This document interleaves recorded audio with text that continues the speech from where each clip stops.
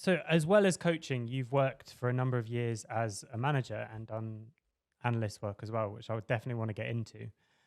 But that means you've been able to see lots of different coaches working. So, what do you think makes a good League of Legends coach? League of Legends specifically? Yeah. Yeah. It's kinda hmm, it's kinda different, I think, than coaches in general. But in I would say League of Legends doesn't matter that much in reality.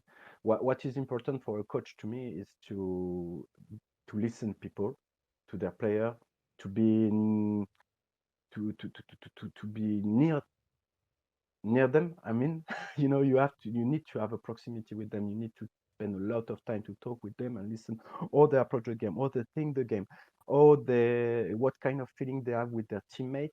You need to be able to smell if there is some problems between the player and be ready to solve them pretty quickly, or this type of thing.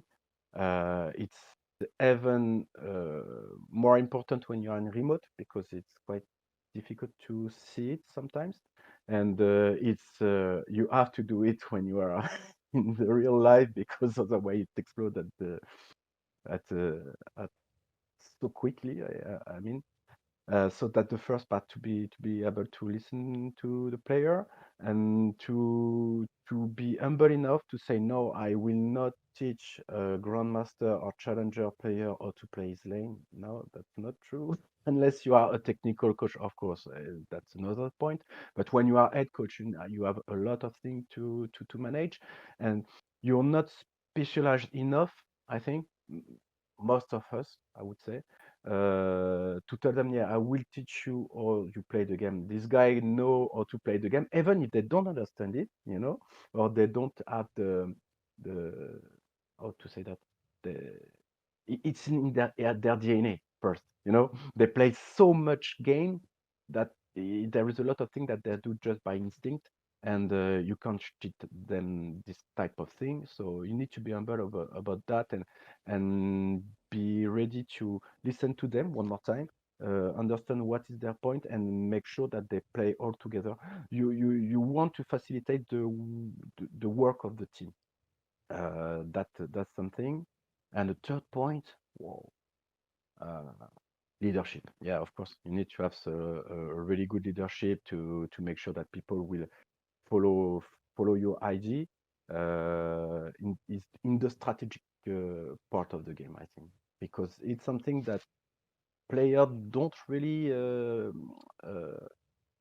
I don't know. It's maybe only my experience, but to me, it was something that the player were not too focused on, and uh, and that's quite interesting that your part is just to make sure that you understand the strengths and the weakness of your team and be able to build a strategy that will fit them and fit against the opponent. And yeah, you need a lot of leadership to be able to do that and make them accept it.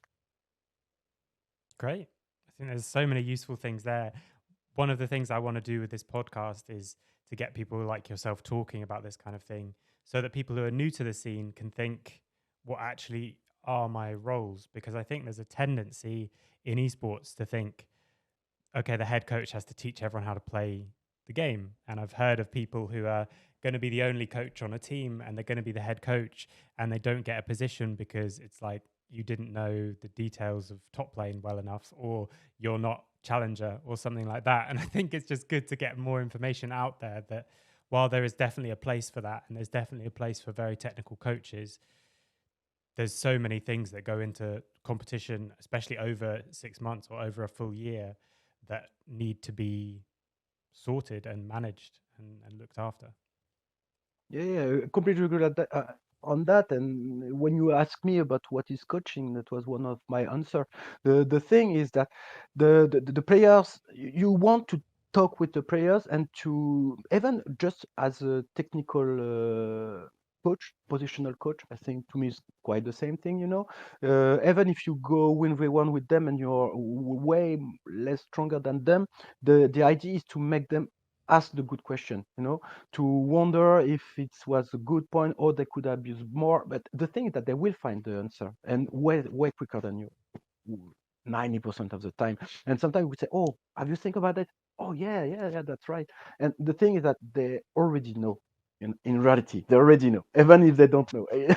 Mm, mm, It's somewhere on their brain, You mm, just need to help him to find the way to make this seed grow and become a beautiful flower. mm, mm. Yeah, there's so many things that players do based on intuition. I think I've told you this story before, but quite a while ago, but not all that long ago, there was a player in Korea. It might have even been Klid or someone like that, someone who at the time was very famous for their Lee Sin. And a game was delayed because in practice tool he reported a bug that his Q didn't do the same damage to the target dummy, because he didn't realize that it was an execute as well. He just always knew, like intuitively from doing these combos 100 times, this is the order that I do it and it gets more success. He hadn't ever read the ability to see that it does more damage the lower health the enemy target is. So there was a big pause and then quite a Crazy. funny little breakdown. Um, Oh yeah, well, patch note, players don't read patch note that much, but the thing is that they play two game and it's like they have read it. yeah,